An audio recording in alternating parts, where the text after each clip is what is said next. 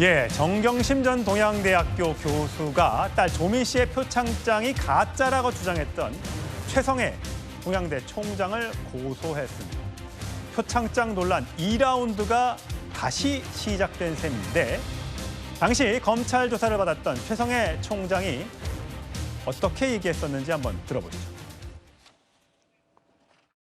위임을 자기가 받았다는 그것만 이야기해주면은 되겠다는 이야기는 제가 들었어요. 그렇게 총장님께 말씀을 하셨어요, 정 교수님께서?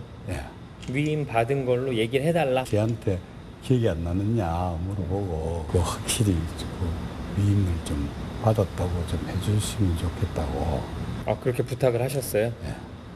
같은 동료 교수인데 딸을 사랑하는 마음에서 그런 것 같은데 그래도 이제 나는 교육자적인 양심을 택했습니다.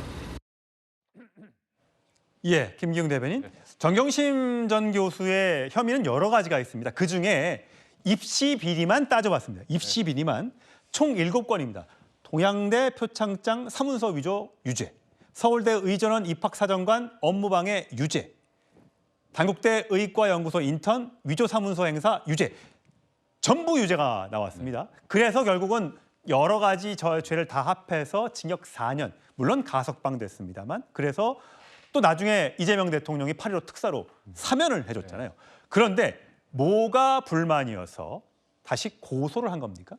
그러니까 사실상 본인은 위조한 게 아니라 그 말을 하고 싶은 거 같겠죠. 그렇지만 이제 검찰이 증거로 내민 것들 중에 뭐가 있냐면 표창장 스캔 파일이 있고요. 그다음에 또 그 이를 일부 자른 그림 파일도 있습니다. 그리고 본인의 딸의 표창장 내용이 적힌 한글 파일도 있습니다. 이게 다 대법원에서까지 확인이 된 겁니다. 예. 그런데 본인이 이 얘기를 하기는 좀 그렇기 때문에 하나 제가 볼 때는 뭔가 표창장을 그 관리하는 어떤 직원이 없었다고 했는데 나중에 보니까 그 사람이 근무를 했었다. 이 얘기 단편적인 걸 가지고 전체를 뒤집으려고 하는 거거든요. 예. 그래서 저는 이 생각을 어떤 생각이 드냐면 사실상 이제 조국 사태를 바라볼 때 본인을 지지하는 쪽 사람들 입장에서는 조국이라는 사람이 그리고 정경심이 한 번도 이거에 대해서 스스로 반성을 하지 않았습니다. 인정하지 않았습니다. 그렇기 때문에 진영 내에서 자기들 지지하는 사람들에게는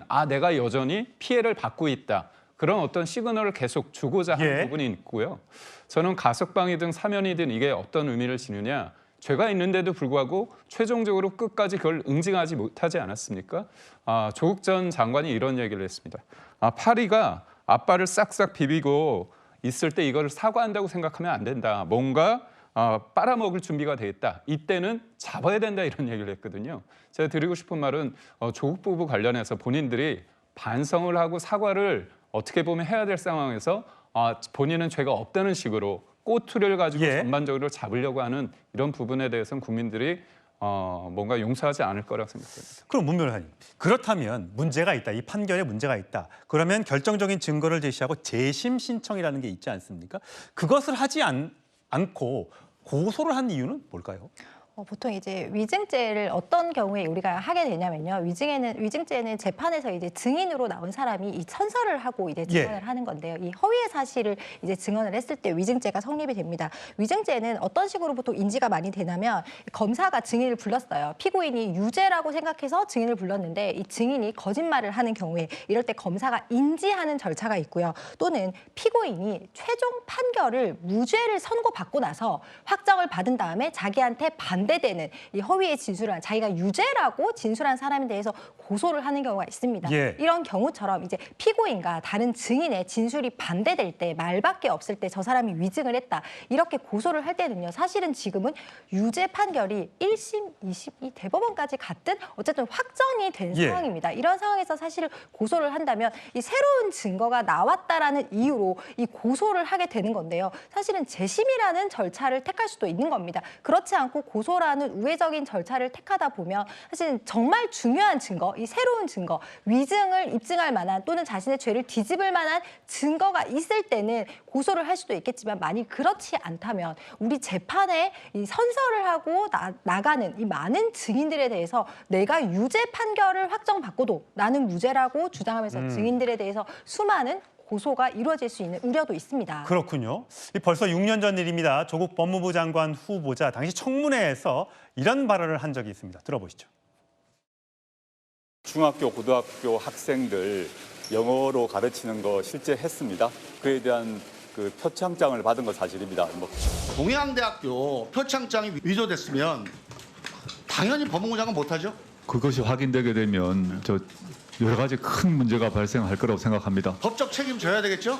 제 처가 그걸 했다 그러면 법적인 책임을 져야 되고 누구나 법 앞에 평등하다 생각합니다.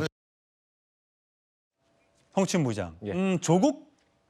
지금 조국 혁신당 대표죠. 조국 대표가 사면 복권되자마자 여러 정치 행보로 논란이 있었고 이재명 대통령의 지지율이 정권 초반인데도 불구하고 잠깐 출렁였던 적도 있고요.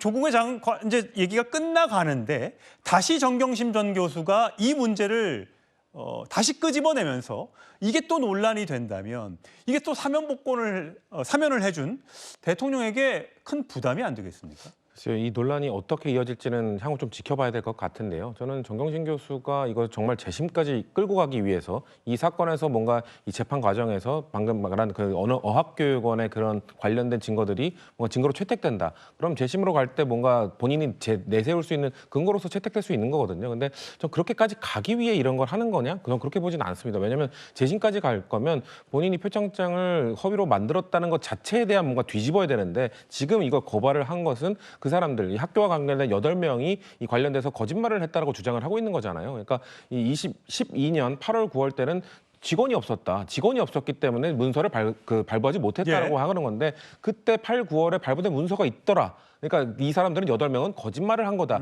그 거짓말에 대해서만 아마 풀고 싶은 얘기가 저는 있다고 보고요. 예. 그게 풀어진다고 하더라도 지금 정경심 교수가 유죄를 받은 부분이 뒤집어질 가능성은 아직까지 저는 없다고 보거든요. 그렇기 때문에 그냥 본인이 억울한 부분, 근데 본인이 재판 가는 과정에서 본인에게 거짓말을 한 사람에 대해서는 좀 처벌을 받도록 하고 싶다라는 그 개인적 의견 때문에, 개인적 생각 때문에 저는 그 고소를 한 거라고 생각하기 때문에 이것이 막 논란이 점점 커지면서 재심까지 이어진다? 저는 그렇게까지 보지는 않습니다. 예, 최성해 총장은 저희 채널A와의 인터뷰에서요. 말도 안 되는 고소장이다. 용서하려고 했었는데 이게 도대체 안 되겠다. 조국 대표 정치 생명이 끝날 수도 있다라고 이야기를 했는데 자, 이 법적 공방 또 어떻게 진행될지요.